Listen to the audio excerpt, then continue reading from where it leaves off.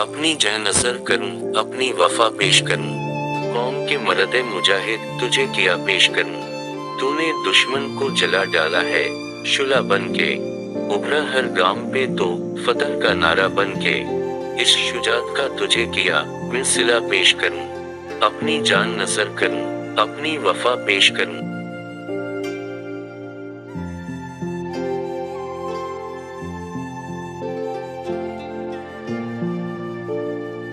पाक फिजाइया के सबसे कम उम्र निशाने हैदर पाने वाले अफसर राशिद मिन्हास शहीद इस कौम के अजीम बेटे हैं जिन्होंने जवां उम्री में अपनी जान इस मल्को कौम पर निछावर कर दी।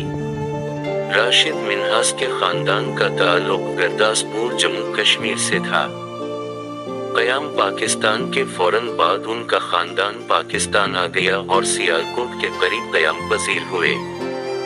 कुछ अरसा लाहौर और रावलपिंडी में क़याम किया और फिर कराची शिफ्ट हो गए।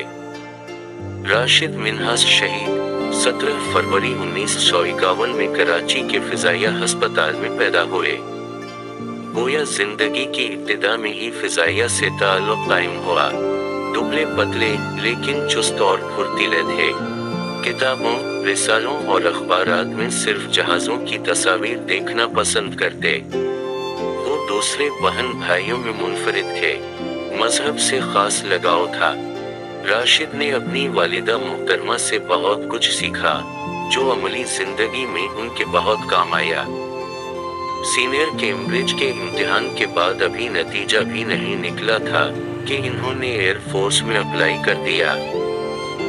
वालिद की ख्वाहिश थी कि राशिद उनकी तरह इंजीनियर बने, लेकिन उनके जहन में कुछ और ही समाया हुआ था। ताहम वो इस बात से कतई बेखबर थे कि आगे चलकर इन्हें क्या रुतबा, इज्जत और मकाम मिलने वाला है।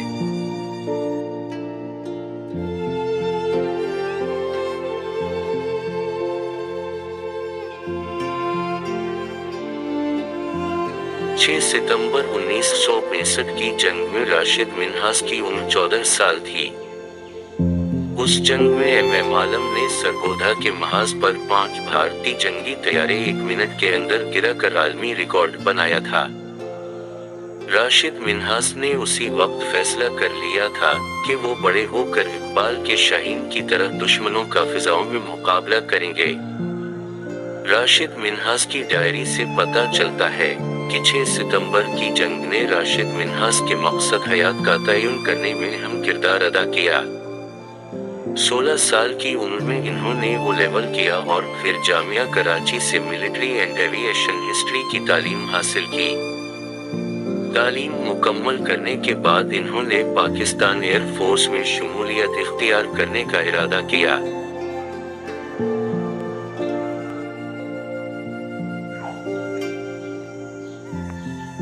उनके खानदान के बहुत से अफराद मुसल्लह अफवाज में आला ओहदों पर फाइज थे। उनके मामू विंग कमांडर सईद ने राशिद मिन्हास का जज्बा, शौक को सामने रखते हुए कोशिश की और राशिद मिन्हास ने 1968 में पाक फिजाइया में शमूलियत इख्तियार कर ली। इन्हें तरबियत के लिए कोहाट और कुछ अरसा बाद रिसालपुर भेज दिया गया।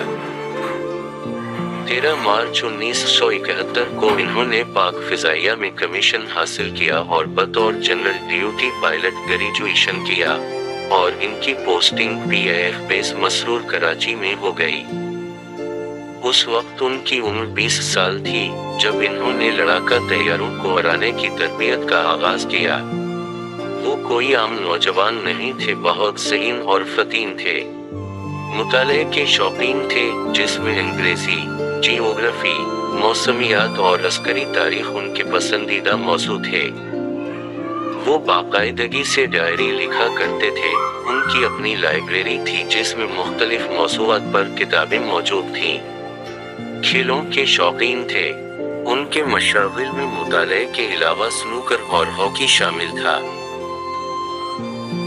20 अगस्त 1971 की बात है कि राशिद मिन्हास मसरूर एयरबेस से अपनी तीसरी तन्हा परवाज के लिए T-33 जेट से रवाना होने लगे तो अचानक उनके बंगाली इंस्ट्रक्टर मुतीयर रहमान ने इन्हें रोकने का इशारा दिया।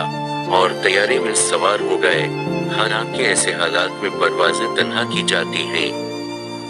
نہ صرف مطیع الرحمان طیارے میں سوار ہوئے، بلکہ انہوں نے طیارہ خود کنٹرول کرنا شروع کر دیا۔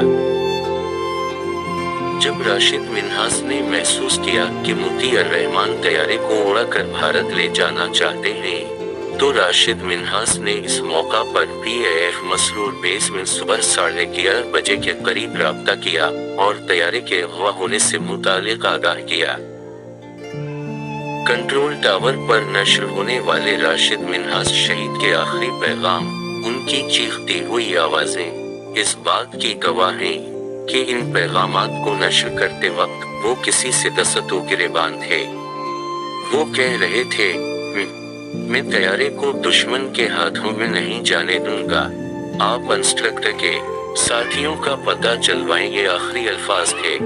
اس وقت طیارہ بھارت کی سرحد سے 64 کلومیٹر دور تھا۔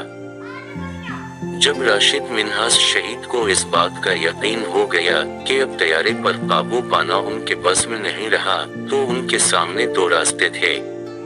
اول یہ کہ طیارہ اغوا ہونے دیا جائے، اس سے ایک تو وہ قیدی بن جاتے، ایک طیارے کا ملک کی ساکھ کو نقصان ہوتا اور مطیع الرحمان جو پاکستان کے راز اپنے ساتھ لے جا رہا تھا وہ بھی دشمن کے ہاتھ لگ جاتے۔ دوسرا راستہ یہ تھا کہ طیارہ اور پاکستان کے قیمتی راز دشمن کے ہاتھوں لگنے سے بچایا جا سکتا تھا، اور یہ راستہ شہادت کا تھا۔ شہادت ہے مطلوب و مقصود مومن، نہ مال غنیمت نہ کشور کشائی۔ میں جنگی قیدی بننے سے مر جانا بہتر سمجھتا ہوں۔ راشد منہاس نے اپنی شہادت سے چند دن پہلے اپنی چھوٹی بہن سے کہا تھا۔ ان سب باتوں پر خوبصورت آنکھوں والے، دبلے پتلے، چست بدن کے 20 سالہ نوجوان نے سوچا تو ہوگا۔ پھر اس نے طیارے کا رخ زمین کی طرف کر دیا اور دیکھتے ہی دیکھتے طیارہ گر کر تباہ ہو گیا۔ اس وقت انڈین بارڈر سے 32 میل کے فاصلے کی دوری تھی۔ جس جگہ طیارہ گرا تھا اسے اب شہید ڈیرہ کا نام دے دیا گیا ہے۔ پہلے اس کا نام جنڈے تھا۔ یہ علاقہ کراچی سے شمال مشرق کی طرف دریائے سندھ کے کنارے تھوڑے فاصلے پر واقع ہے۔ قوم وطن کے اس ہونہار فرزند کو سلام پیش کرتی ہے۔ جب تک ملک کے دفاع کرنے والے ایسے اقبال کے شاہین سلامت ہیں، دشمن اس ملک کی طرف میلی آنکھ سے نہیں دیکھ سکتا۔ حکومت پاکستان نے راشد منہاس کو اعلیٰ ترین فوجی اعزاز نشان حیدر سے نوازا۔ وہ اعلیٰ ترین فوجی اعزاز حاصل کرنے والے مسلح افواج کے کم عمر ترین اور پاک فضائیہ کے واحد افسر ہیں۔ نشان حیدر پاکستان کا سب سے بڑا فوجی اعزاز ہے اور اس کے علاوہ اٹک میں قائم کامرا ایئر بیس کو ان کے نام سے منسوب کر دیا گیا ہے۔ راشد منہاس نے اپنی ڈائری میں یہ رقم کیا تھا کہ کسی شخص کے لیے اس سے بڑا اعزاز کیا ہوگا کہ اپنی جان ملک کے لیے قربان کر دینا، اور انہوں نے یہی کر دکھایا۔ اللہ تعالیٰ شہید فلائنگ آفیسر راشد منہاس کے درجات بلند کرے، آمین۔